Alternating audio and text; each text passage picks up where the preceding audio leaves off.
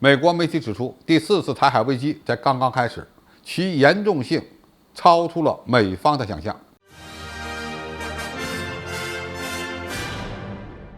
观众朋友、网友朋友，大家好，我是福田少。由佩洛西窜访引发的第4次台海危机刚刚落幕，但是影响却超出了美国人的想象。近日，美国岩石上的战争网站发表了美国海军研究生院国家安全事务系的副教授克里斯托弗的评论。克里斯托弗认为，第4次台海危机从表面上看是由佩洛西窜访所驱动的，实际上更大的驱动因素是中美关系一直在不断恶化，美台关系的性质已经发生了转变，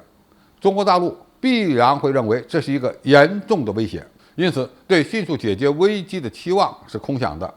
对迅速恢复现状的乐观期望也是空想。美国到现在仍然不理解事态的严重性，但事实很可能标志着中美关系面临着一个转折点。你可以理解为，这场台海危机的根源是中美之间的战略互信出现了问题，而佩洛西让一个中美更可能发生正面冲突的大变局时代提前到来。而且这一次，由于中国的实力更强大，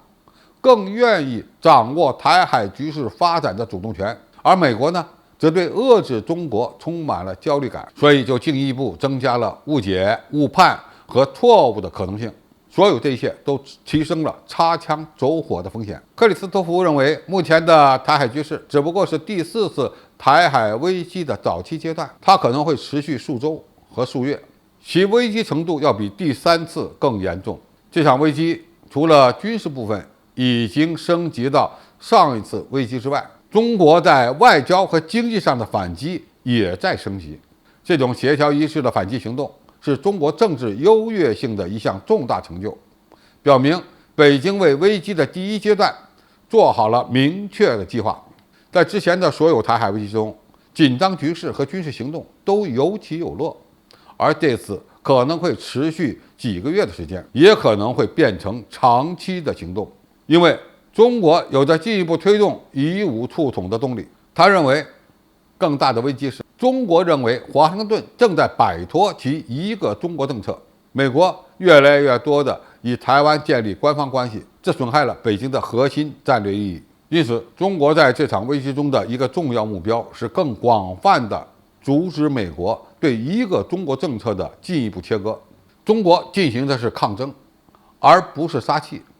这就排除了迅速解决危机的可能性。对美国而言，虽然他们明白中国并不是想现在通过武力来解决台湾问题，但是不能排除在最简单的层面上发生人为错误，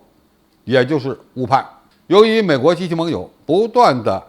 出动军舰、飞机在中国的周边进行活动，中国必然会进行一系列的跟踪和拦截，擦枪走火非常有可能导致意外冲突的爆发。如果说中美关系的本质是科技竞争和经济竞争，而由于台海危机的发生，正在使这场竞争转变成军事竞争，无论发生什么，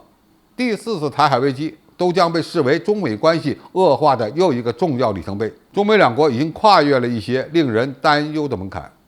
两个主要参与者出于各种战略和国内原因的需求，互相保持强硬。尤其是美国，为了国内政治正确的需要，或者是为了寻求安抚台湾地区和其他盟国，都有可能进一步挑衅中国的核心利益。在很多人看来，台湾问题本身就是中美之间最敏感、最棘手的问题。但是当美国保持冷战思维时，当中国的崛起让美国越来越焦虑的时候，台湾问题实际上就是中美相互不信任和进行直接对抗的具体表现。中美两个核大国不大可能直接发生战争，但是军事竞争在未来几年内将会处于更加重要的地位。这也提醒我们，美方为了避免中国在未来的一段时间内超越美国，为了维持美国的全球霸权，什么下三滥的手段都有可能会使出来。我们当然不建议中美两国之间发生直接冲突，但是有时候冲突在意外发生，就像佩洛西此次窜访那么突然。所以解放军只有做好军事战备工作，时刻准备应对突发事件，才有可能让对手知难而退。这恐怕才是避免中美两国直接发生冲突的最靠谱的方式。好，今天的评述就到这里，谢谢大家收看，我们下期再见。